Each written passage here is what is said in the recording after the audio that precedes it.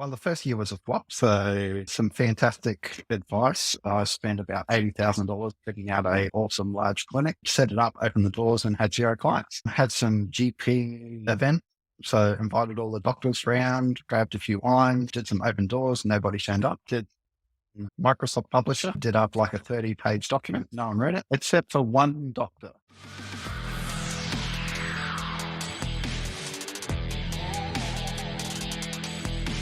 Welcome to Phys with me, Aaron King, a podcast for exercise physiologists and health professionals wanting to grow and scale in business.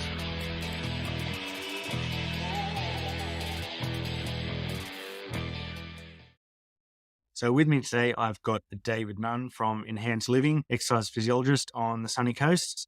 How you going, David? Very, very well, thank you.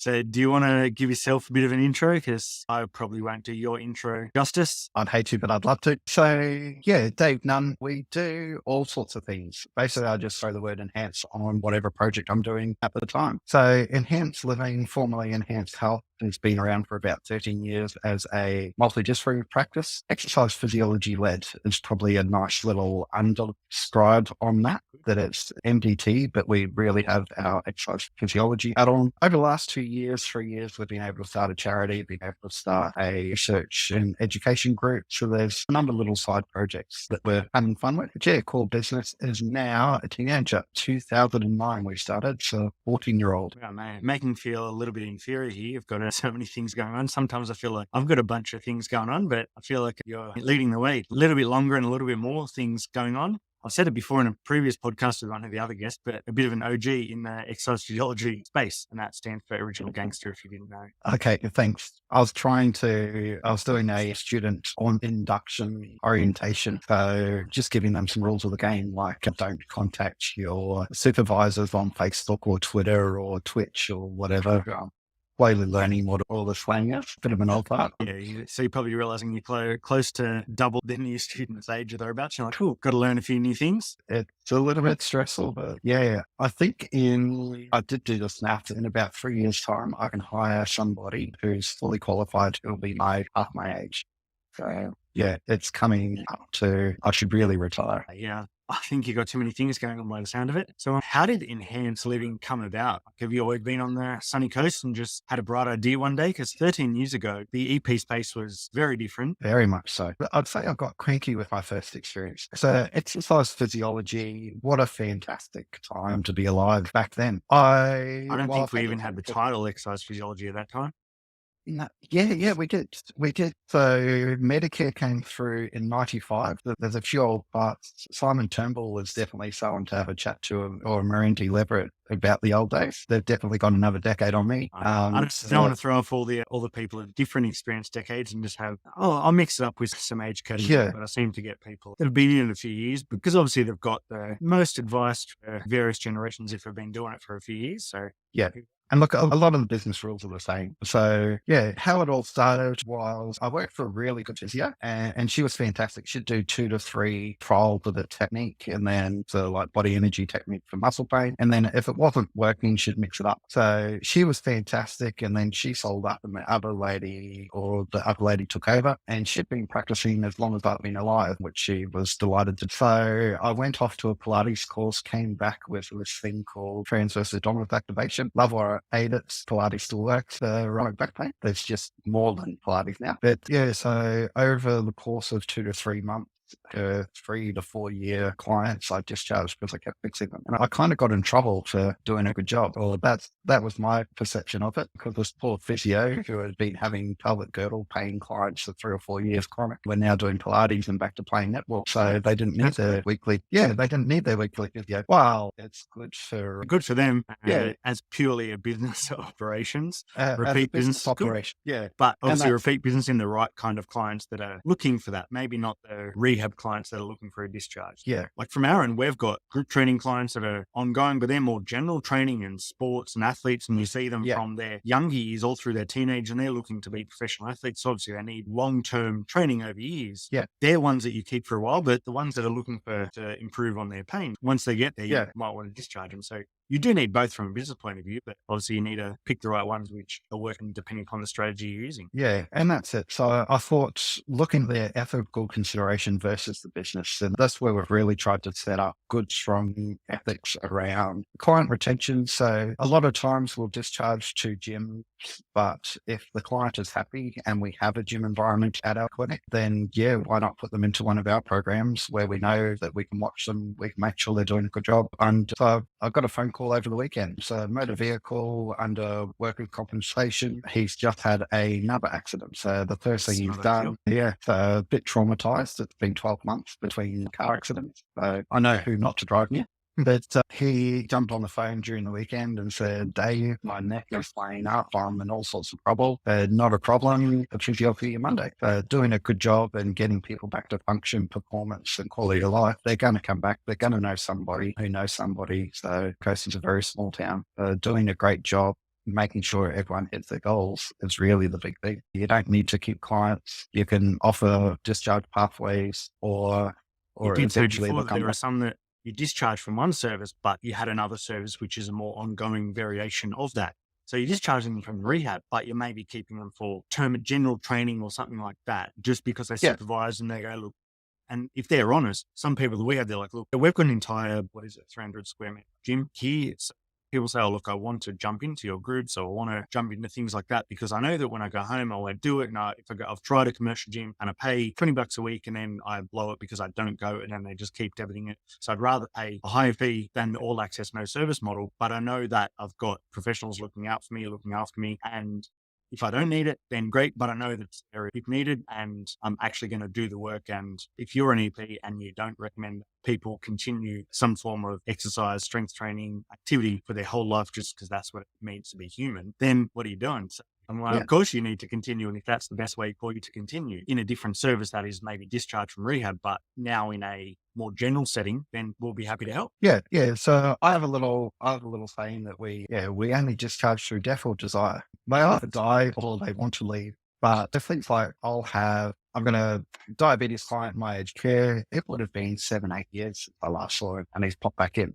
So realistically, he wasn't discharged. He's still in connection with the clinic. We've got clients that have dropped down from once or twice weekly therapy sessions to once every 8 weeks getting a home program mixed up. It's the return on investment. The more you have to change your program, that's the science that we originally followed. You have to adapt your programs. And if you don't know how to adapt your programs, you're going to keep doing the same thing. So at some stage, a client's going to plateau if you send them off into the wild. So you can always just see them once every 8 weeks, hit them up with a bit of a redo. So there's that minimum. Yeah. The accountability Yeah. to give them a kick up the behind when they need it, or if they're Yeah. specifically requesting, look, I want to come in. And there's some people that I've told, yeah, you're fine to go on your way. And they're like, can I keep coming back in once every so often? Because I know that if I just have that appointment, then I'm going to do everything in between times and I'm actually better off. Well, Yeah. of course I'm going to say yes, because if that means you're going to actually get the result you desire by checking in every now and again, then it should Yeah. be the program. Accountability. Everyone's got coaches. High performance has coaches. You've always got to have a coach. And whether that's your fitness and you've got someone that you're accountable a couple of times a year or once a week, or if they need.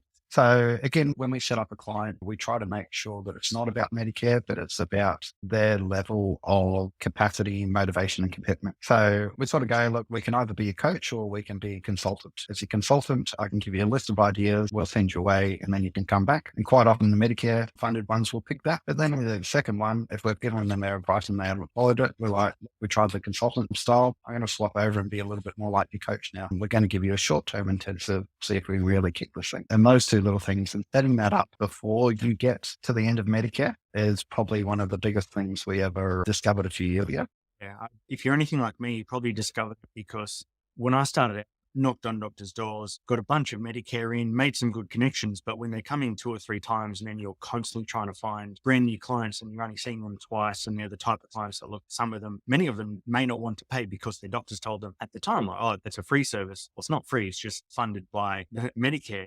So yeah, it's not free. And then they've come in with that mindset. So yeah, we did have to sort of change that and think, okay, well, if they've got lifestyle diseases, obviously they've made some choices along the way that has taken years. So it's probably not going to be 2 sessions and they're on their way unless they've really made the commitment to themselves to do it. So it might be a little bit longer. So having discussion that, look, this is maybe the start of the journey and to give you a kickstart, but is not the end for most people, because if they've had things going on that built up over many years, a couple of sessions isn't going to be the end of it, but if it gives them a kick up the behind end, that's fine. And that's what, obviously, that's what they want. Yeah. So if they've attended their appointment, come through the door, they need something, they want something. So they're a little bit motivated, and then you can assist with that motivation through all sorts of different pathways. Yeah. So you started Enhanced Living basically because you got annoyed the way that things were pressing at the time, and then you went out on your own. So how did work out? Obviously, it's been 13 years, so clearly successful if you're lasting this long in the game and got through those first couple of years. Yeah, well, the first year was a flop, so some fantastic advice. I spent about $80,000 picking out a awesome large clinic, set it up, opened the doors, and had 0 clients. Cool. Had some GP event.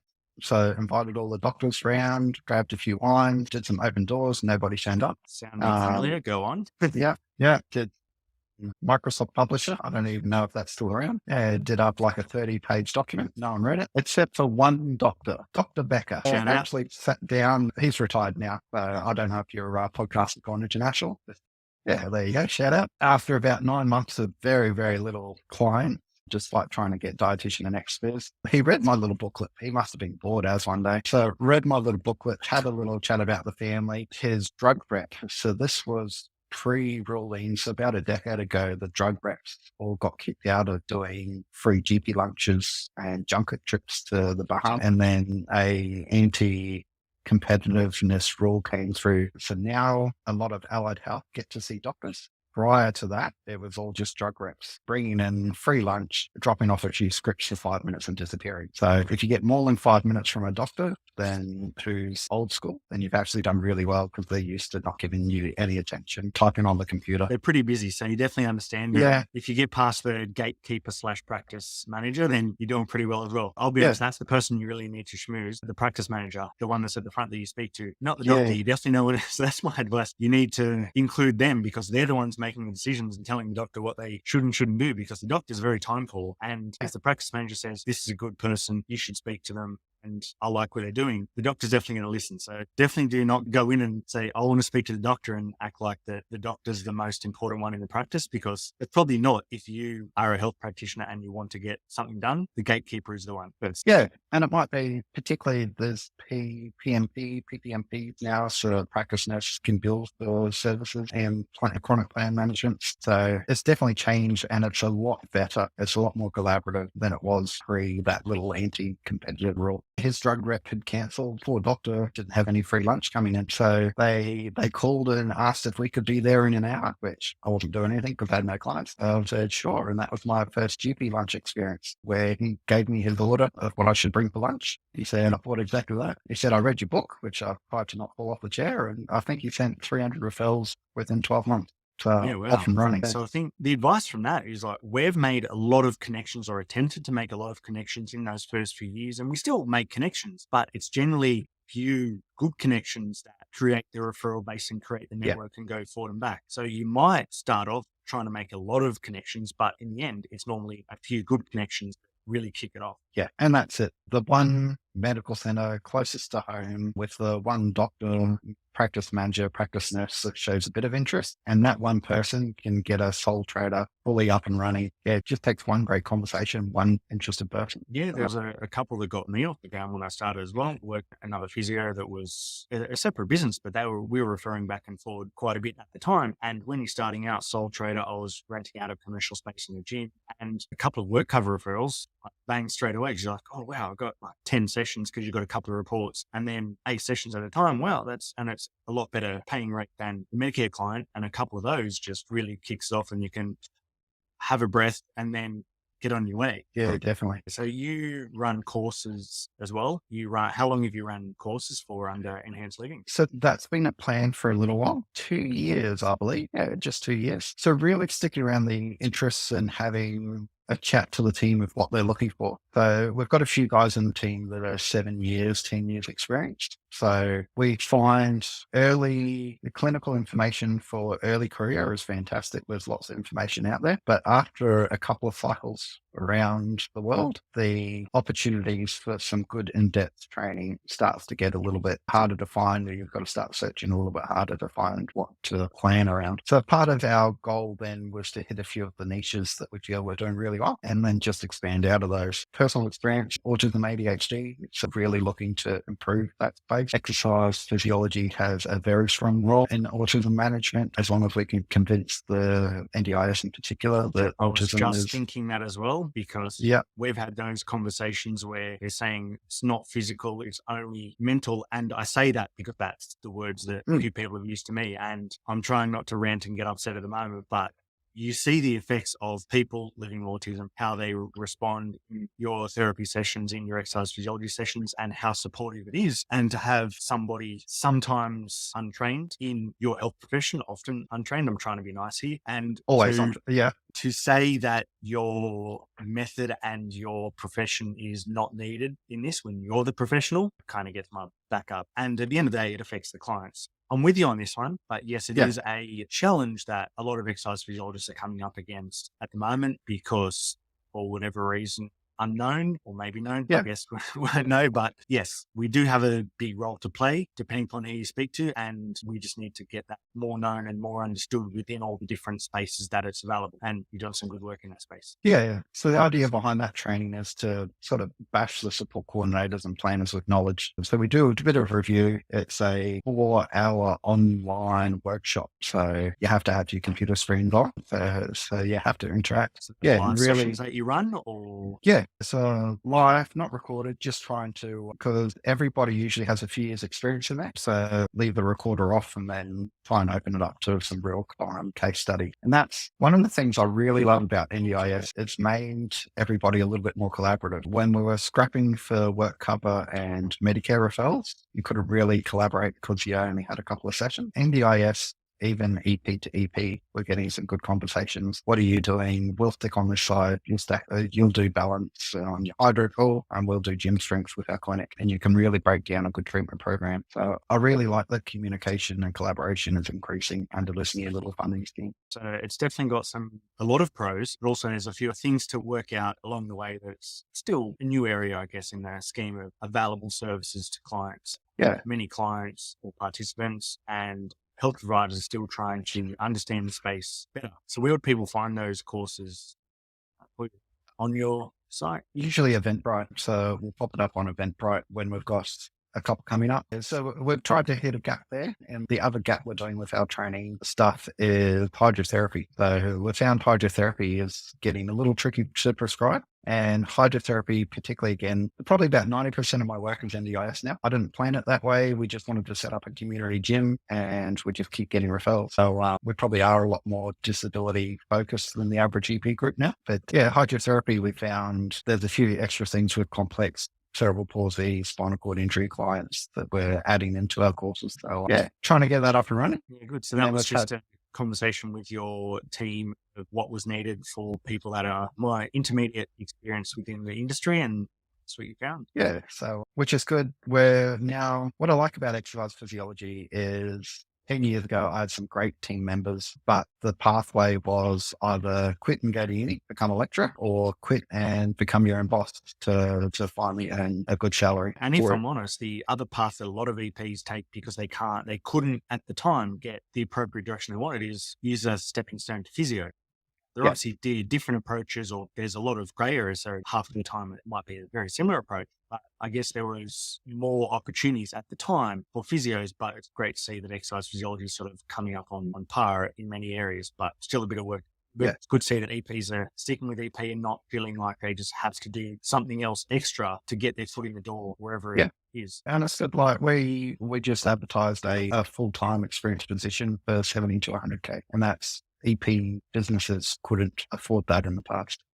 So it's definitely an improving industry. There's definitely work to be done around tax and gaps and fees. I don't know who's listening, but exercise physiology is the only allied health profession that still has GST because they just got us however many years ago it was. Someone didn't tick the box, and then it's been fighting a losing battle ever since. So 10% behind the 8 ball on every conversation, which is really annoying. Yeah. And that's tough. Like most businesses, what David Jones ran at a 9% profit margin. Most businesses, if you can take a 15% margin home, then you're doing really strong. 10% tax compared to all of our competitors who have no tax. A lot of Double. EP businesses, I've had a look at some of the stats. They're not making all that much. And if you have a gym type environment, couple of staff, the overheads skyrocket. And it might seem like there's a lot of turnover in many businesses, but also there's a lot of overheads. So the percentage is small that you're profiting at the end of the day. And then something happens, work cover change their rules, NDOs change their rules, all of these things. And then overnight, you're taking a hit for a little while and then you've got to make it up. So it sort of ebbs and flows. And then there's a bloody lockdown or whatever. And then, 6 months worth of income is gone straight away. Like there's all these things that a business needs to take into consideration, that you kind of need to have a rainy day fund, because although from the outside, it seems like there's heaps in the bank, it's all great, but then within a month it can all turn to shit. Basically in a very short space of time, because overheads are high. And that's where a lot of businesses have failed. They might be having high turnover, but their overheads just creep up. And over the last 12 months, I know that my overheads have gone up easily 10%. Just in general across the board. Yeah. So when I mentioned that coach thing, like we've had a business coach every year for the last decade. And one of the things they've got us doing is really watching those numbers. We're probably large enough now that we're looking at absorbing other clinics. But each time we have a look at allied health in the area, there is a lot of people working hard, doing good things, but not going home with a wage that my employees go home with. So they're working very hard. And if you're on the Sunshine Coast, see David. That's where you get. Yeah, something like that. We're always hiring. Don't worry about that. You've been in the industry a little while. It didn't start like that initially, but then it's built up over time. But obviously, if you can hit the ground running and get to those profit areas sooner rather than later, then you're obviously in a winning position and you're more likely to stick in it for the long term. Yeah. So going into that, like when you started out, obviously things were going to be a little different for you, but what do you know now that you wish you knew when you started out in business? Take a wage. Didn't take one for a while. Didn't take one for the first day. Yeah. I don't know if you want to answer this, but how long, even after you had employees, were you the lowest paid employee? Do you want to answer that? But I'm saying that because that's typically what business owners do. It all looks high flying, like you're in your office, ivory tower, not doing a whole lot. But the reality is, at least initially, the lowest paid employees are the owners. Oh yeah, there's still several team members. So I think I have noted that I sit in about fifth place in the team, which is okay. I'm okay with. It's better than being in last place. But that probably is one of the things that we invested a lot of time. I'm very passionate about exercise physiology. Swapping over the physio or something like that a few colleagues have done was never on my radar. So I probably took too long to sort out work-life balance. The taking a wage was right up there. I could have put more pressure on myself earlier and by rewarding myself earlier rather than doing it tough for 10 years. Good advice. Before people are successful in business, they have some failures or some challenges. What have been your biggest challenges that you feel like sharing that you were able to overcome? Challenges.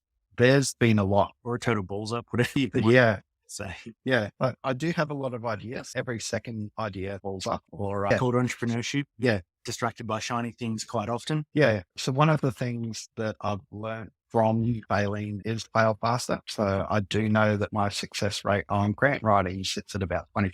So if I only write one grant per year, I'm not going to get in grant writing. I need to write 6 to at least land one. So I have a pretty analytical mathematic brain. I like to look at things. You have to know your numbers on these things. And that's probably big advice for new business owners or just business owners in general, that you need to know your numbers. Like we look at how many clients do we have?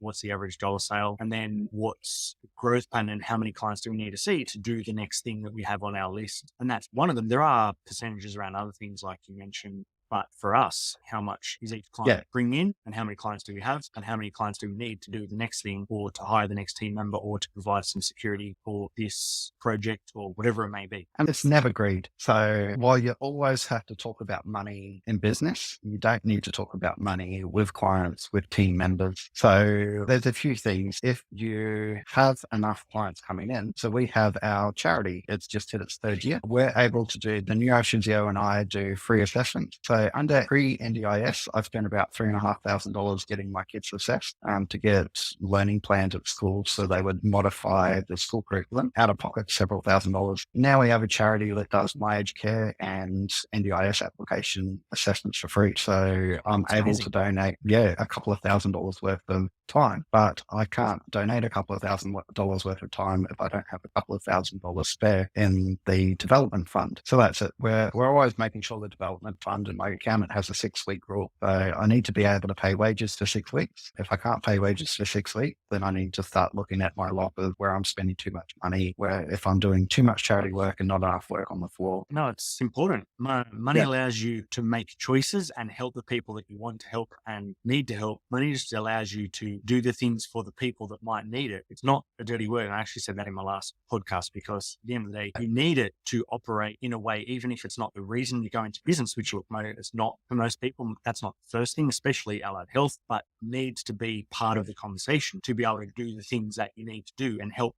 people that you need to help. Yeah, I love stories. So one of the families we were able to do support for. So she's a victim of domestic violence. The kids now have trauma-induced autism. So we've got a PhD starting next March. We'll give you some more information in 6 years' time on that. So we've got a local charity. They just jump in with domestic violence and help out where they can. And if they pick up some dysfunction, then they send them to us and we take over their whole application for them. Don't stress about it. We'll assess the kids. We'll do all the paperwork. We'll get it all done. Not a single cost. We're able to donate that time back to that charity for our charity. And that's because amazing. We're running a nice strong clinic. It's good. Yeah. That's amazing. I've got goosebumps when you're talking about that. That's great. It's awesome. NDIS is a fantastic system. My Aged Care is a decent system. Both of them, you go on the My Aged Care website. So I was trying to work out some stuff for a grandfather who passed away recently, and we couldn't find any information. It just says contact a local provider. You're like, well, that's fantastic, but how do I actually get on to get the funds to then get the provider? Sure, able to do that now. So very cool that the business can sort that all out. So definitely getting the numbers sorted was one of the biggest challenges. The other challenge we've had is recruiting. So finding good people that have the same ethics, ideals, and because they're in allied health, they're genuinely interested in helping. Most people have a story behind them. So it's really hard at interview to pick out good team members and who's going to fit to your team and who's going to fit. Probably one of the biggest challenges is then getting good recruiting and then retaining people. And what we're trying to do, because it's an ongoing challenge, we will have in 2022, we had 110 students come through from multiple universities. So I didn't really decide what I wanted to do until my final year placement. So I figure most of us are like the rest of us. So one of our recruitment strategies is jumping in on uni student supervision. And then so the two girls doing the masters, we poached them nice and early, a good 6 months before they finished up, and said, we've got this position coming up next year that we reckon you'd be great to apply for. So that's one way we're sort of resolving our recruiting. Our last 2 employees came from student placements on site as well. Yeah. All of our team members are networking, not traditional channels like recruitment agencies or things like that. It's all networking. Yeah. So I've done a CCAD for 3-4 years until just recently. And that's because we have 3-4 new grads that have started with us. So I wanted to fill in those middle ranks a little bit more. So I only went to seek to advertise for $600 a pop because I wanted someone with 5 years experience. We have a cool girl starting in a week's time with 6 years experience, including heaps of must. She'll fit like a glove. Oh, great. What's your one piece of advice to EPs that are just starting out? Is it know your numbers and pay yourself a wage, or you got something else lined up? So someone starting out, what's your biggest bit of advice? I guess they can't pay themselves a wage just starting. If there's there's no clients, but obviously once they get established, then they can do that, or at least hopefully from day one, they can minimize the overheads and pay themselves as much of this session rate as they can. But what's your one bit of advice for EPs starting out? God, I should have practiced some of these questions. Don't tell people I gave them to you. Yeah, I reckon they should back themselves. So if you've done your 4-year university, universities are pretty decent now. For a while there, we used to have EPs that were trying to get target height rates on people's beta blockers. That doesn't happen with the recent cohort. The quality of an exercise physiologist is fantastic. So the clinical skills are all sorted. It's then, if you want to have a go, back yourself, absorb as much knowledge as you can. They're already in one good place on a business podcast. So as I've mentioned, we've had a coach for the last 10 years, but we quite often move on. So we'll have a coach for about a year. We'll have a specific role that we want them from them, and then we'll move on to the next coach. 3 years ago, we were wondering if franchising was a thing. So we had a coach that specialized in franchising. What we worked out is we couldn't retain quality. And then our next coach was a former HR manager at Bunnings, and he was a lot more on team management and systems. So each year we basically fire our coach and hire. And I don't know if I'm supposed to say that on your podcast, but you can say if you want. Yeah. You're giving the answers, and that's fine because you want people with different experiences. Some people Your one thing that you mentioned there is you didn't just look within the EP space. You wanted them specifically for a specific role because you're many years down the line. If someone's Yeah. starting out, they might need a more EP related coach. But if someone's 10 years down the line, it might be more business coach in just another business area, because business challenges are all the same. Yeah. Regardless of the industry, it's just the method of operation might differ, but the challenges are all the same. Yeah. The challenge is all the same. Qantas, bums on seats. The more bums on seats, the more turnover you have. And then you start looking at margin per bums on seat. How much does actually goes back into our growth and development fund? So it really is the same. Every single business, everybody's looking for more clients and better margins. There's so many different ways to do it. So there's never a right way. There's multiple different ways to communicate. If you could pick the wisdom for someone dead or alive, who would it be and why? Okay. I've actually gone back to a book I've read a couple of times. So Dale Carnegie. So I'm back reading because often people management and communication is where I'll create a barrier to achieving success that I want. So How to Think and Grow Rich is a fantastic little, just getting mindset right of how to communicate effectively, how to work with people. There's other books. So I like to do a little bit of reading. There's a bit of driving, which I roll. So podcasting works well. So some audio books and Yes. these podcasts, all these things. But obviously, if all someone's those listening to this little bit, they clearly listen to it already. Yeah, we're clearly in the right spot. How to Win Friends and Influence People. That was a podcast that I brought back up last month, just as we've had a couple of experienced team members leaving. So just double checking my communication skills and that I'm helping my team achieve their goals and making sure that I'm on track, that the fish goes rotten from the head down. So making sure that I'm managing my mental health and happiness, and then making sure that I'm extending that out to opportunities. It's pretty hard to help other people manage it. You're not managing it all that well. Yeah. So it's good. A lot of self-reflection and self-awareness there. So that's good. Yeah.